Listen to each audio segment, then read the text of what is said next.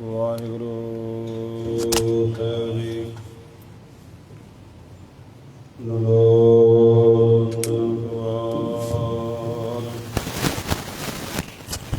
ਸਰਬ ਕਲਾ ਸਮਰੱਥ ਡੋਲਣ ਤੇ ਰਾਖੋ ਪ੍ਰਭੂ, ਨਾਨਕ ਦੇ ਕਰ ਹੱਥ।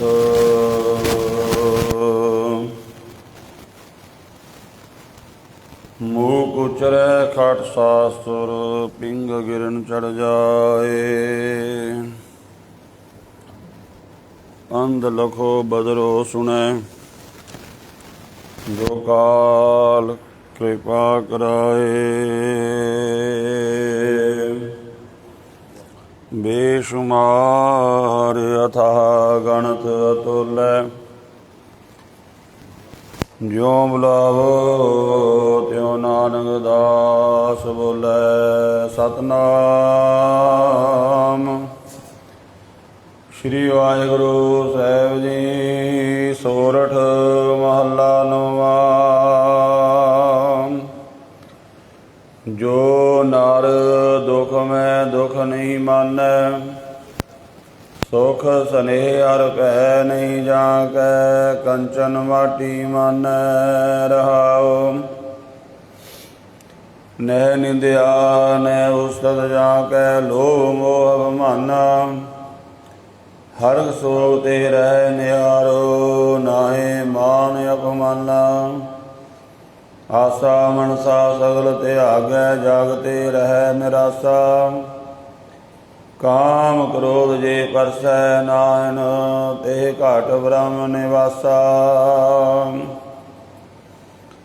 ਗੁਰ ਕਿਰਪਾ ਜੇ ਨਰ ਕੋ ਕੀਨੀ। ਤੈ ਇਹ ਜੁਗਤ ਪਛਾਨੀ, ਨਾਨਕ ਲੀਨ ਭਇਓ ਗੋਬਿੰਦ ਸਿਓ। ਜਿਉ ਪਾਨੀ ਸੰਗ ਪਾਨੀ, ਗੁਰ ਕਿਰਪਾ ਜੇ ਨਰ ਕੋ ਕੀਨੀ। ਤੇ ਇਹ ਜੁਗਤ ਪਛਾਨੀ, ਨਾਨਕ ਲੀਨ ਭਇਓ ਗੋਬਿੰਦ ਸਿਓ। ਜਿਉ ਪਾਨੀ ਸੰਗ ਪਾਨੀ। ਵਾਹਿਗੁਰੂ ਜੀ ਕਾ ਖਾਲਸਾ, ਵਾਹਿਗੁਰੂ ਜੀ ਕੀ ਫਤਿਹ। ਪਰਮ ਸਤਿਕਾਰਯੋਗ ਜੁਗੋ ਜੁਗ ਅਟਲ, ਚਵਰ ਛਤਰ ਤਖਤ ਦੇ ਮਾਲਕ। ਹਾਜ਼ਰਾ ਹਜ਼ੂਰ ਜਾਰਾ ਜਹੂਰ, ਸਰਬ ਕਲਾ ਭਰਪੂਰ। ਸ਼ਬਦ ਗੁਰੂ ਧੰਨ ਧੰਨ ਸ੍ਰੀ ਗੁਰੂ ਗ੍ਰੰਥ ਸਾਹਿਬ ਮਹਾਰਾਜ ਜੀ ਦੀ ਪਾਵਨ ਬਾਰਗਾਹ ਦੇ ਅੰਦਰ ਸਤਿਗੁਰੂ ਜੀ ਦੇ ਚਰਨਾਂ ਕਮਲਾਂ ਵਿੱਚ ਸੁਰਤੀਆਂ ਨੂੰ ਜੋੜ ਕੇ ਆਨੰਦ ਪ੍ਰਾਪਤ ਕਰ ਰਹੇ ਗੁਰਮੁਖ ਪਿਆਰੇ ਸਤਸੰਗੀ ਜਨੋ, ਗੁਰੂ ਪਾਤਸ਼ਾਹ ਜੀ ਨੇ ਬਖਸ਼ਿਸ਼ ਕੀਤੀ ਹੈ। ਸਤ ਸੰਗਤ ਦਾ ਅਮੋਲਕ ਸਮਾਂ ਬਖਸ਼ਿਸ਼ ਕੀਤਾ ਹੈ। ਸਤ ਸੰਗਤ ਦਾ ਇਹ ਸਮਾਂ, ਇਸ ਬਾਰੇ ਭੱਟ ਕੀਰਤ ਜੀ ਸਤ ਸੰਗਤ ਦੀ ਮਹਿਮਾ ਦੇ ਵਿੱਚ ਇਹ ਬਚਨ ਆਖਦੇ ਨੇ। ਇਹ ਧੰਨ ਗੁਰੂ ਰਾਮਦਾਸ ਸੱਚੇ ਪਾਤਸ਼ਾਹ, ਤੇਰੇ ਦਰਬਾਰ ਦੀ ਸੰਗਤ ਦਾ ਐਸਾ ਵੱਡਾ ਭਾਰੀ ਮਹਾਤਮ ਹੈ ਕਿ ਜਿਹੜੇ ਵਿਸ਼ੇ ਵਿਕਾਰ ਰੂਪੀ ਜਮ ਜਾਂ ਦੁੱਖ ਆਦਿਕ ਜੀਵ ਨੂੰ ਬੜਾ ਸਤਾਉਂਦੇ ਹਨ, ਸੰਗਤ ਦੇ ਵਿੱਚ ਆ ਕੇ ਉਹਨਾਂ ਜਮਾਂ ਦੀ ਮਾਰ ਤੋਂ ਬਚ ਜਾਈਦਾ ਹੈ। ਮਨ ਨੂੰ ਸਕੂਨ ਮਿਲਦਾ ਹੈ, ਮਨ ਨੂੰ ਸੁੱਖ ਮਿਲਦਾ ਹੈ, ਮਨ ਨੂੰ ਟਿਕਾ ਮਿਲਦਾ ਹੈ। ਆਪਾਂ ਰੋਜ਼ ਉਹ ਬਚਨ ਪੜ੍ਹਦੇ ਹਾਂ ਜਾਂ ਸੁਣਦੇ ਹਾਂ। ਇੱਕ ਉੱਤਮ ਪੰਥ ਸੁਣਿਓ ਗੁਰ ਸੰਗਤ, ਤਹਿ ਮਿਲੰਤ ਜਮ ਤਰਾਸ ਮਿਟਾਈ। ਇਕ ਅਰਦਾਸ ਭਾਟ ਕੀਰਤ ਕੀ, ਗੁਰ ਰਾਮਦਾਸ ਰਾਖੋ ਸਰਨਾਈ। ਉੱਤਮ ਪੰਥ, ਪੰਥ ਮੈਨੇ ਰਸਤਾ ਮਾਰਗ, ਸਭ ਨਾਲੋਂ ਉੱਤਮ ਮਾਰਗ ਰਸਤਾ ਸਾਨੂੰ ਦੁੱਖਾਂ ਤੋਂ, ਵਿਸ਼ੇ ਵਿਕਾਰਾਂ ਤੋਂ, ਜਮਾਂ ਤੋਂ ਬਚਣ ਦਾ ਦਿੱਤਾ ਹੈ ਸੰਗਤ। ਗੁਰੂ ਦੀ ਸੰਗਤ ਵਿੱਚ ਬੈਠਿਆਂ ਇੱਥੇ ਨਾ ਕਾਮ, ਨਾ ਕ੍ਰੋਧ, ਨਾ ਲੋਭ, ਨਾ ਮੋਹ, ਨਾ ਹੰਕਾਰ ਇਹ ਦੁਖੀ ਨਹੀਂ ਕਰਦੇ। ਵਾ ਕਿਸੇ ਵੀ ਤਰ੍ਹਾਂ ਦੀ ਜਿਹੜੀਆਂ ਆਪਾਂ ਨੂੰ ਦੁਨਿਆਵੀ ਚਿੰਤਾ ਦੇ, ਦੁੱਖਾਂ ਦੇ ਜੰਮ ਚਿੰਬੜੇ ਨੇ, ਜਦੋਂ ਆਪਾਂ ਸੰਗਤ ਵਿੱਚ ਆ ਕੇ ਬੈਠਣ ਲੱਗ ਜਾਈਏ ਤਾਂ ਉਹਨਾਂ ਤੋਂ ਵੀ ਮਨੁੱਖ ਬਚ ਜਾਂਦਾ ਹੈ। ਉਹ ਸਾਰੀਆਂ ਚਿੰਤਾਵਾਂ, ਦੁੱਖ ਖੰਭ ਲਾ ਕੇ ਉੱਡ ਜਾਂਦੇ ਹਨ। ਸੋ ਐਸਾ ਗੁਰੂ ਦੀ ਸੰਗਤ ਦਾ ਵੱਡਾ ਭਾਰੀ ਮਹਾਤਮ ਹੈ। ਆਓ ਇਸ ਸਮੇਂ ਤੋਂ ਲਾਭ ਪ੍ਰਾਪਤ ਕਰੀਏ। ਸਤਿਗੁਰੂ ਜੀ ਦੀ ਪਾਵਨ ਬਾਣੀ ਦੀ ਜੋ ਲੜੀਵਾਰ ਕਥਾ ਚੱਲ ਰਹੀ ਹੈ। ਸੋਠ ਰਾਗ, ਸੋਠ ਵੈਸੇ ਰਾਗਣੀ ਹੈ ਯਾਦ ਕਰਕੇ, ਪਰ ਆਪਾਂ ਇਹਨੂੰ ਰਾਗ ਬੋਲਦੇ ਹਾਂ। ਸ੍ਰੀ ਗੁਰੂ ਤੇਗ ਬਹਾਦਰ ਸਾਹਿਬ ਮਹਾਰਾਜ ਜੀ ਦੇ 12 ਸ਼ਬਦ ਇੱਥੇ ਆਏ ਹਨ, ਜਿਨ੍ਹਾਂ ਵਿੱਚੋਂ 10 ਸ਼ਬਦਾਂ ਦੀ ਵਿਚਾਰ ਅੱਗੇ ਆਪ ਸਰਵਣ ਕਰ ਚੁੱਕੇ ਹੋ। 2 ਸ਼ਬਦ ਆਪਾਂ ਯਤਨ ਕਰਾਂਗੇ ਉਹਨਾਂ ਦੀ ਅੱਜ ਵਿਚਾਰ ਸੰਪੂਰਨ ਹੋਵੇ। 633 ਅਤੇ 634 ਅੰਗ 'ਤੇ ਸ੍ਰੀ ਗੁਰੂ ਤੇਗ ਬਹਾਦਰ ਜੀ ਨਾਮੇ ਪਾਤਸ਼ਾਹ ਜੋ ਉਪਦੇਸ਼ ਬਖਸ਼ਿਸ਼ ਕਰ ਰਹੇ ਹਨ। ਮਹਾਰਾਜ ਜੀ ਜੋ ਪੂਰਨ ਪੁਰਖ ਹੈ, ਜੋ ਗੁਰਮੁਖ ਹੈ, ਉਹਦੀਆਂ ਨਿਸ਼ਾਨੀਆਂ ਦੱਸਦੇ ਹਨ। ਗੁਰਮੁਖ ਦੇ ਲੱਛਣ ਕੀ ਨੇ, ਉਹਦੀਆਂ ਨਿਸ਼ਾਨੀਆਂ ਕੀ ਹਨ। ਪਹਿਰਾਵੇ ਤੋਂ, ਵਰਦੀ ਤੋਂ ਕਦੇ ਵੀ ਕਿਸੇ ਮਨੁੱਖ ਦਾ ਪਤਾ ਨਹੀਂ ਲੱਗਦਾ ਵੀ ਇਹ ਮਨੁੱਖ ਕਿਸ ਤਰ੍ਹਾਂ ਦਾ ਹੈ। ਜਦੋਂ ਉਹਦਾ ਵਿਵਹਾਰ ਵੇਖਿਆ ਜਾਂਦਾ ਹੈ, ਉਹਦੇ ਕਰਤੱਵ ਵੇਖੇ ਜਾਂਦੇ ਨੇ, ਫਿਰ ਪਤਾ ਲੱਗਦਾ ਹੈ ਮਨੁੱਖ ਕੀ ਹਸਤੀ ਹੈ। ਤੋ ਪਾਤਸ਼ਾਹ ਜੀ ਗੁਰਮੁਖ ਦੇ ਲੱਛਣ ਦੱਸਦੇ ਨੇ। ਜਿਵੇਂ ਸੰਸਕ੍ਰਿਤੀ ਅੰਦਰ ਧੰਨ ਗੁਰੂ ਅਰਜਨ ਦੇਵ ਜੀ ਮਹਾਰਾਜ ਜੀਵਨ ਮੁਕਤ ਪੁਰਸ਼ ਦੇ ਗੁਰਮੁਖ ਦੇ 6 ਲੱਛਣ ਦੱਸੇ ਹਨ। ਮੰਤਰੰ ਰਾਮ ਰਾਮ ਨਾਮੰ ਧਿਆਨੰ ਸਰਬਤਰ ਪੂਰਨੈ, ਗਿਆਨੰ ਸਮ ਦੁਖ ਸੁਖੰ ਜੁਗਤ ਨਿਰਮਲ ਨਿਰਵੈਰਨੈ, ਦਿਆਲੰ ਸਰਬਤਰ ਜੀਆਂ ਪੰਚ ਦੋਖ ਵਿਵਰਜਤੇ, ਭੋਜਨੰ ਗੋਪਾਲ ਕੀਰਤਨੰ ਅਲਪ ਮਾਇਆ ਜਲ ਕਮਲ ਰਹਿਤੈ।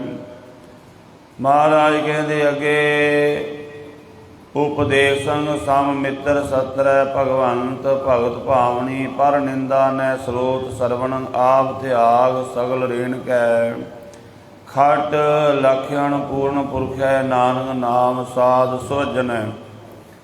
ਇਹ 6 ਲੱਛਣ ਹਨ ਪੂਰਨ ਪੁਰਖ ਦੇ। ਇੱਕ ਤਾਂ ਉਹ ਵਾਹਿਗੁਰੂ ਦਾ ਨਾਮ ਜਪਦਾ ਹੈ, ਪਰਮੇਸ਼ਵਰ ਦੇ ਨਾਮ ਵਿੱਚ ਉਹਦੀ ਸੁਰਤ ਜੁੜੀ ਰਹਿੰਦੀ ਹਰ ਸਮੇਂ। ਮੰਤਰੰ ਰਾਮ ਰਾਮ ਨਾਮੰ ਧਿਆਨੰ ਸਰਬਤਰ ਪੂਰਨੈ, ਸਾਰਿਆਂ ਵਿੱਚ ਉਹ ਰੱਬ ਨੂੰ ਵੇਖਦਾ ਹੈ। ਦੂਸਰਾ ਉਹਦਾ ਲੱਛਣ ਹੈ ਉਹਨੂੰ ਆਤਮਿਕ ਗਿਆਨ ਹੋ ਗਿਆ। ਦੁੱਖ ਸੁੱਖ ਦੇ ਵਿੱਚ ਉਹ ਬਰਾਬਰ ਰਹਿੰਦਾ ਹੈ। ਅੰਦਰੋਂ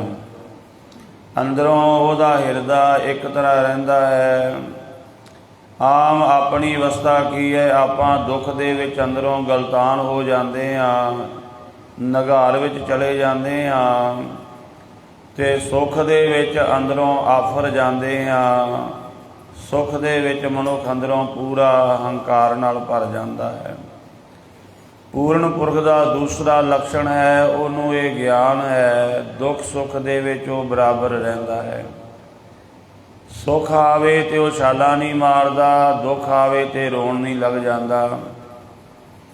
ਆਮ ਸੰਸਾਰੀ ਜੀਵ ਕੀ ਹਨ, ਕੋਈ ਡੈਥ ਹੋ ਗਈ, ਕੋਈ ਘਾਟਾ ਪੈ ਗਿਆ, ਰੋਣ ਲੱਗ ਜਾਂਦੇ ਨੇ, ਪਿੱਟਣ ਲੱਗ ਜਾਂਦੇ ਨੇ, ਤੇ ਖੁਸ਼ੀ ਆ ਗਈ ਤੇ ਫਿਰ ਛਾਲਾਂ ਮਾਰਨ ਲੱਗ ਜਾਂਦੇ ਨੇ।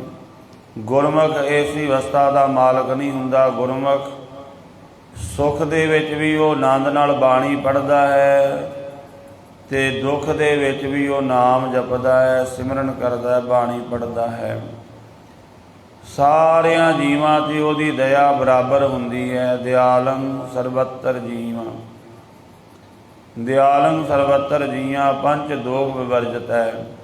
ਪੰਜ ਜਿਹੜੇ ਦੋਸ਼ ਕਾਮ ਕ੍ਰੋਧ ਲੋਭ ਮੋਹ ਹੰਕਾਰ, ਉਹਨਾਂ ਤੋਂ ਹਟ ਕੇ ਰਹਿੰਦਾ ਹੈ।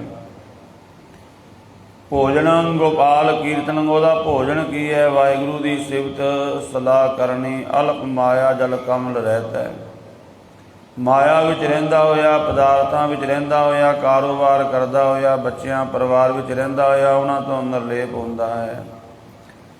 ਉਹ ਰੱਬ ਦੀ ਭਗਤੀ ਦਾ ਉਪਦੇਸ਼ ਸਾਰਿਆਂ ਨੂੰ ਬਰਾਬਰ ਕਰਦਾ ਹੈ। ਉਹਦਾ ਉਪਦੇਸ਼ ਕੋਈ ਉਹਦਾ ਦੁਸ਼ਮਣ ਵੀ ਸੁਣਦਾ ਹੋਵੇ, ਗੁਰਮੁਖ ਦੀ ਕਿਸੇ ਨਾਲ ਦੁਸ਼ਮਣੀ ਨਹੀਂ ਹੁੰਦੀ।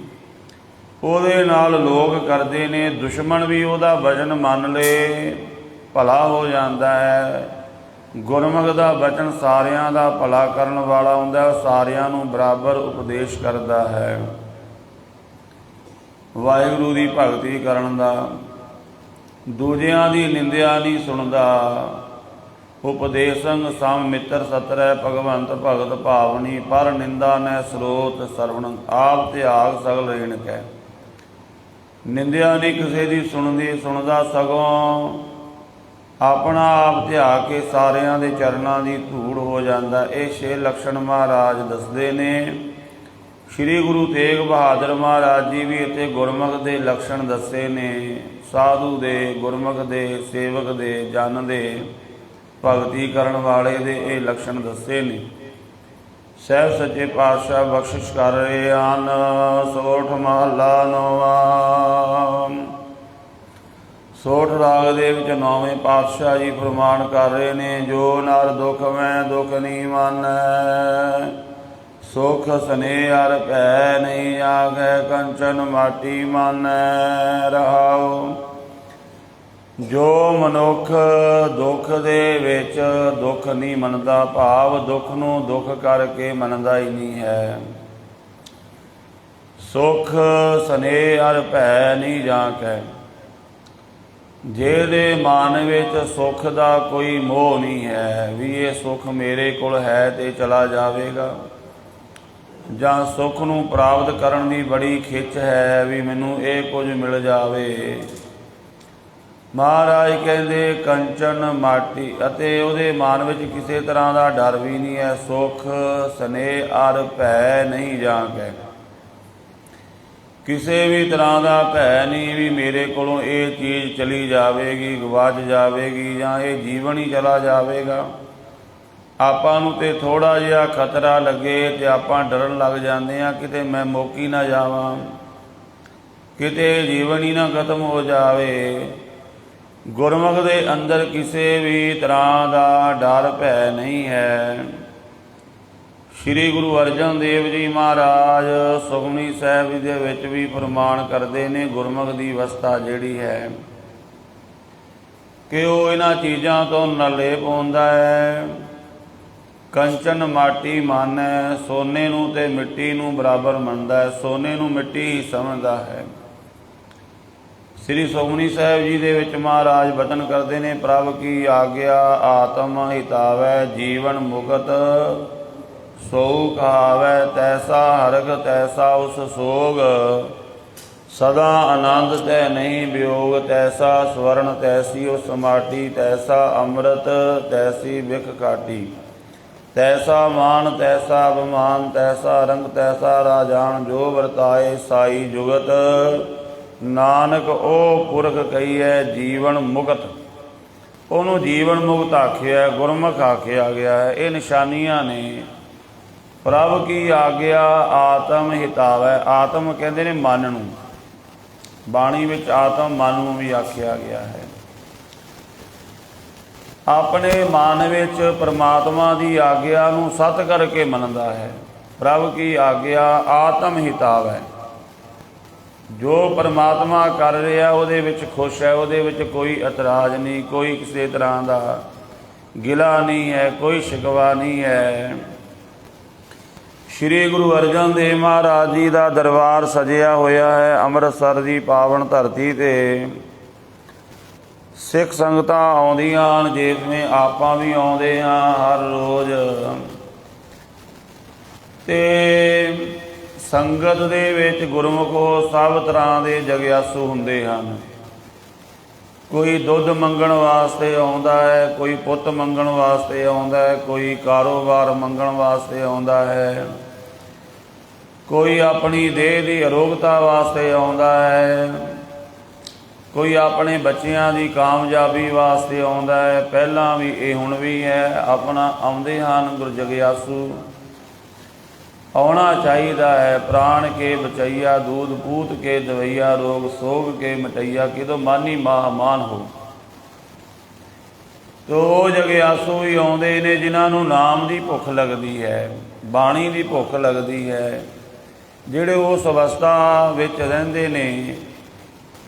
ਤੇ ਜਾਂ ਉਹ ਵੀ ਆਉਂਦੇ ਨੇ ਜਗਿਆਸੂ ਜਿਹੜੇ ਅਜੇ ਨਵੇਂ ਹਨ, ਜਿਨ੍ਹਾਂ ਦੇ ਅੰਦਰ ਚੇਤਕ ਤਾਂ ਹੈ ਰੂਹਾਨੀਅਤ ਦੀ, ਪਰ ਉਹ ਅਜੇ ਆਪ ਉੱਥੇ ਨਹੀਂ ਪਹੁੰਚੇ। ਉਹ ਵੇਖਣਾ ਚਾਹੁੰਦੇ ਨੇ ਉਹ ਗੁਰਮੁਖ ਕਿਸ ਤਰ੍ਹਾਂ ਦੇ ਨੇ, ਜਿਹੜੇ ਇਸ ਚੀਜ਼ ਦੇ ਮਾਲਕ ਨੇ, ਜਿਹੜੇ ਇਸ ਅਵਸਥਾ ਦੇ ਮਾਲਕ ਨੇ, ਉਹਦੇ ਦਰਸ਼ਨ ਕਰਨੇ ਚਾਹੀਦੇ ਨੇ। ਭਾਈ ਜਿਹੜਾ ਜੀਵਨ ਮੁਕਤ ਹੈ ਉਹ ਕਿਸ ਤਰ੍ਹਾਂ ਦਾ ਹੁੰਦਾ ਹੈ।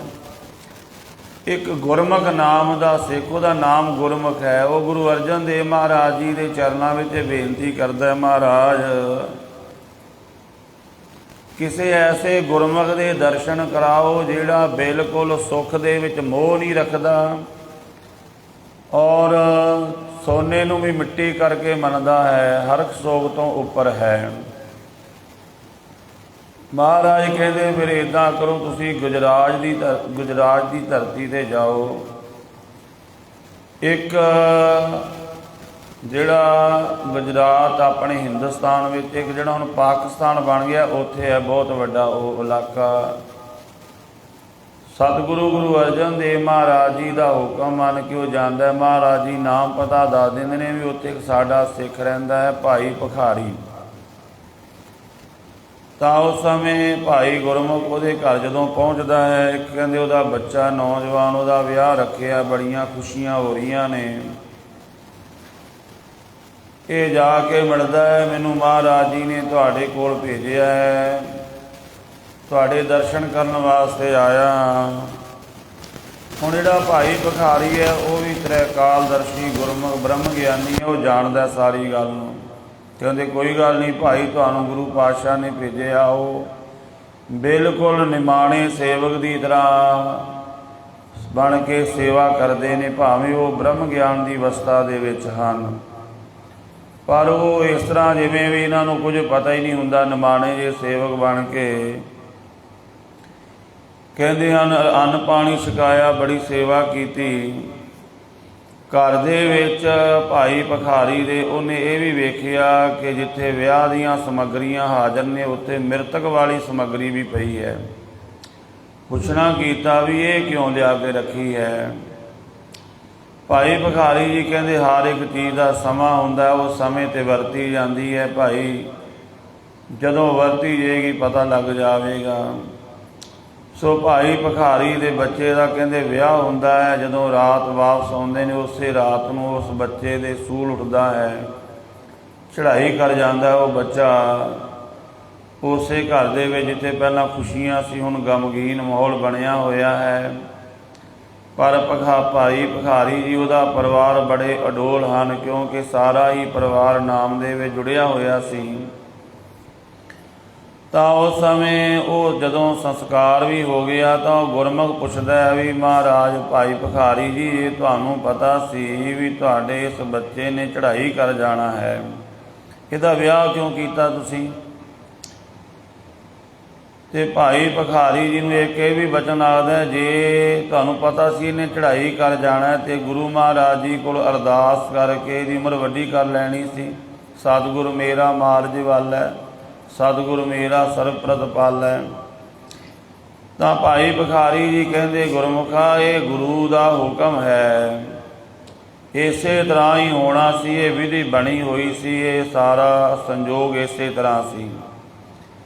ਤੇ ਗੁਰੂ ਦੇ ਹੁਕਮ ਦੇ ਵਿੱਚ ਹੀ ਰਾਜੀ ਰਹਿਣਾ ਚਾਹੀਦਾ। ਗੁਰੂ ਅਮਰਦਾਸ ਮਹਾਰਾਜ ਜੀ ਕਹਿੰਦੇ, ਸੋ ਸਿੱਖ ਸਖਾ ਬੰਧ ਪੈ ਭਾਈ, ਜੇ ਗੁਰ ਕੇ ਭਾਣੇ ਵਿੱਚ ਆਵੈ, ਆਪਣੇ ਭਾਣੇ ਜੋ ਚੱਲੇ ਭਾਈ, ਵਿਛੜ ਚੋਟਾਂ ਖਾਵੈ। ਉਹੀ ਸਿੱਖ ਹੈ, ਗੁਰੂ ਦਾ ਮਿੱਤਰ ਹੈ, ਗੁਰੂ ਦਾ ਸਿੱਖ ਹੈ, ਜਿਹੜਾ ਗੁਰੂ ਦੇ ਭਾਣੇ ਵਿੱਚ ਆ ਜਾਂਦਾ, ਗੁਰੂ ਦੀ ਰਜ਼ਾ ਦੇ ਵਿੱਚ ਆ ਜਾਂਦਾ ਹੈ ਔਰ ਉਸ ਅਵਸਥਾ ਵਿੱਚ ਆ ਕੇ ਅਡੋਲ ਰਹਿੰਦਾ ਹੈ।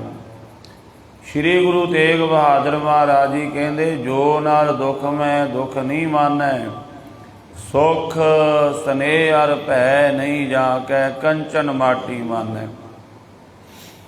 ਸੋਨੇ ਨੂੰ ਮਿੱਟੀ ਦੀ ਤਰ੍ਹਾਂ ਹੀ ਜਾਣਦਾ ਹੈ, ਬਲਕਿ ਮਿੱਟੀ ਹੀ ਸਮਝਦਾ ਹੈ, ਸੋਨਾ ਸਮਝਦਾ ਹੀ ਨਹੀਂ ਹੈ। ਜਿਵੇਂ ਇੱਕ ਇਸਲਾਮ ਮਤ ਦੇ ਅੰਦਰ ਇੱਕ ਫਕੀਰ ਹੋਈ ਹੈ, ਬੀਬੀ ਰਾਬੀਆ, ਉਹਦੇ ਕੋਲ ਇੱਕ ਹਸਨ ਨਾਮ ਦਾ ਫਕੀਰ ਆਉਂਦਾ ਸੀ। ਉਹ ਨਮਾਜ਼ਾਂ ਬੜੀਆਂ ਪੜ੍ਹਦਾ ਸੀ, ਬੰਦਗੀ ਬੜੀ ਕਰਦਾ ਸੀ, ਪਰ ਅਜੇ ਅੰਦਰ ਰੂਹਾਨੀਅਤ ਪ੍ਰਗਟ ਨਹੀਂ ਹੋਈ ਸੀ।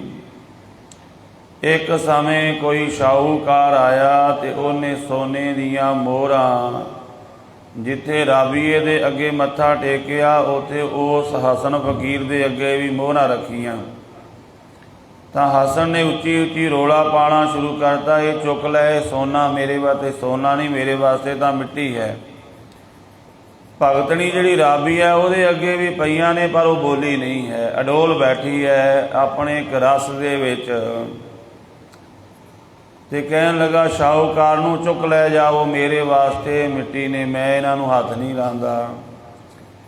ਤਾਂ ਜਦੋਂ ਉਹ ਚਲਾ ਗਿਆ ਤਾਂ ਰਾਬੀਆ ਕਹਿਣ ਲੱਗੀ, ਹਸਨ ਤੂੰ ਅਜੇ ਇਹਨੂੰ ਮਿੱਟੀ ਮੰਨਿਆ ਨਹੀਂ ਹੈ।